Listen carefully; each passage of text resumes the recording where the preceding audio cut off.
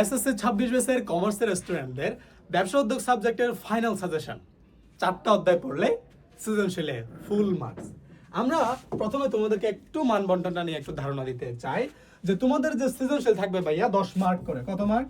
10 mark করে। তোমাদের হচ্ছে 5টা সৃজনশীল থাকবে, 5 10 50 সৃজনশীল থাকবে, কিন্তু 8টা। কয়টা? 8টা সৃজনশীল থাকবে, কিন্তু তোমাদেরকে অ্যান্সার করতে হবে কয়টা ভাইয়া? 5টা। তাহলে 5টা অ্যান্সার করলে তুমি পাবে কত? 50 মার্কস। এরপরে সংক্ষিপ্ত প্রশ্ন ভাইয়া একটা 2 মার্কস করে। আমরা 10টা সংক্ষিপ্ত প্রশ্নের উত্তর দিতে হবে, তাহলে 10 দুগুণে আমরা কত পাবো? 20 মার্কস আমরা পাবো। এরপর বহু নির্বাচনে থাকবে আপনাদের 30টার মধ্যে 30 মার্কস।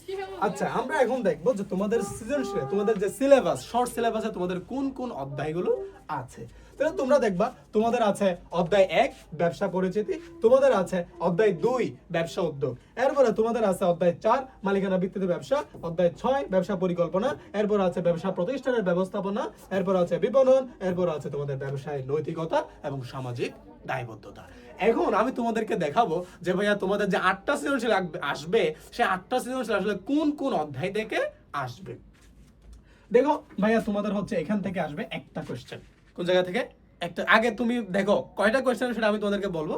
আগে তুমি দেখো এখান থেকে একটা কোশ্চেন আমরা ধরলাম, ব্যবসা উদ্যোগ থেকে একটা ধরলাম, এরপরে ব্যবসায় যে মালিকানার ভিত্তিতে ব্যবসা এখান থেকে একটা ধরলাম, ব্যবসা পরিকল্পনা থেকে আমরা একটা ধরলাম, এরপরে হচ্ছে এখান থেকে একটা ধরলাম, এরপরে এই যে বিপণন থেকে একটা ধরলাম, এরপরে সামাজিক যে নৈতিকতা আছে সেখান থেকে আমরা একটা ধরলাম।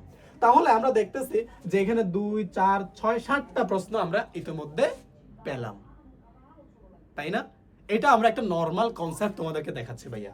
তাহলে দেখো যে আমি তোমাদেরকে আরেকটা ছোট্ট আমার হচ্ছে অ্যানালাইসিস যদি তোমাদেরকে একটু দেখাই, যে দেখো যে তোমরা একটু যদি ঢাকা বোর্ডটা যদি একটু দেখো, তাহলে ঢাকা বোর্ডে তোমরা হচ্ছে 2025 সালে যারা পরীক্ষা দিয়েছে ভাইয়া, তারা হচ্ছে এই যে ব্যবসা পরিচিতি এই অধ্যায় থেকে ভাইয়া 2টা প্রশ্ন পেয়েছে। কয়টা? 2টা।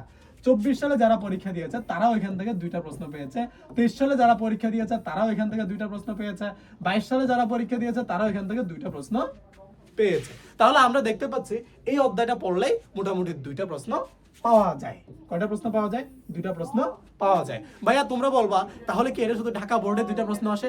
না, এটা হচ্ছে মোটামুটি বাংলাদেশের যতগুলো বোর্ড আছে সবগুলো বোর্ডে মোটামুটি 2টা প্রশ্ন এখান থেকে দিয়ে দেয়। কারণ এই যে অধ্যায়টা মোটামুটি প্রথম যে অধ্যায়টা আছে সেই অধ্যায় থেকে তোমাদের ব্যবসা উদ্যোগের এই অধ্যায় থেকে 2টা প্রশ্ন আসে মোটামুটি সবগুলো বোর্ডে।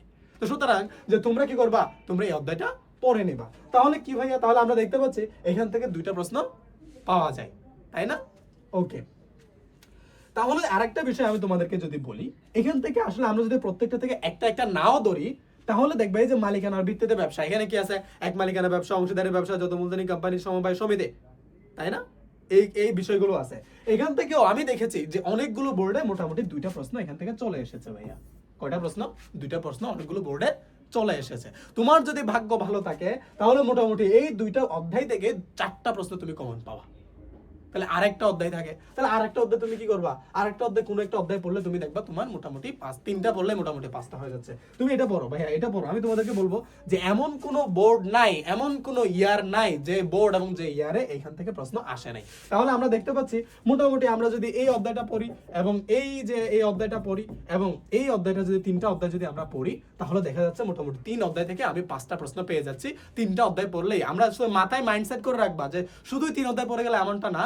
সৃজনশীলের জন্য তুমি এই 3টা অধ্যায় মাথায় রাখলা যে এই 3টা থেকে যে সৃজনশীল আসবে সেই সৃজনশীল আমি উত্তর দিব। বুঝতে পেরেছো? এখন তোমরা ওই যে বলতে পারবা যে ভাইয়া 3টা অধ্যায় পড়ে যদি এখন আমি গিয়ে যদি বিপদে পড়ি, কি বিপদ হচ্ছে যদি না আসে? এই যে কনফিউশন, এই কনফিউশন দূর করার জন্য তুমি এখান থেকে ভাইয়া কি করো, তুমি এই যে বিপণন চ্যাপ্টারটা আছে এটা পড়ে ফেলো। খুবই সহজ অধ্যায়। তাহলে আমি তোমাদেরকে বলবো যে ভাইয়া দেখো এখান থেকে ব্যবসা পরিচিতি পড়ো, এখান থেকে মালিকানার ভিত্তিতে ব্যবসা পড়ো, এরপরে এখান থেকে বিপণন পড়ো, এরপরে এখান থেকে ব্যবসা নৈতিকতা এবং সামাজিক দায়বদ্ধতা এটা পড়ো। এই 4টা অধ্যায় যদি তুমি মাথার মধ্যে সেট করে রাখো যে এই 4টা অধ্যায় থেকে আমি সৃজনশীলে উত্তর করব, বাকিগুলো থেকে আমরা শুধু শর্ট কোয়েশ্চেন এবং এমসিকিউ আমরা উত্তর দিব। কেমন? তাহলে এই 4টা অধ্যায় পড়লে তোমাদের কি হয়ে যাচ্ছে, তোমাদের যে 4টা অধ্যায় থেকে 6টা প্রশ্ন তুমি পেতে পারো, অথবা 5টা তুমি পেতে পারো। 5টা 100% পাবা, যদি ভাগ্য ভালো থাকে তাহলে 6টাও পেয়ে যেতে পারো। তো তোমাদের সবার জন্য শুভকামনা থাকলো যে ভালোভাবে পড়াশোনা করো, তোমাদের এসএসসি তে ভালো রেজাল্ট প্রত্যাশা করি। সবার জন্য শুভকামনা।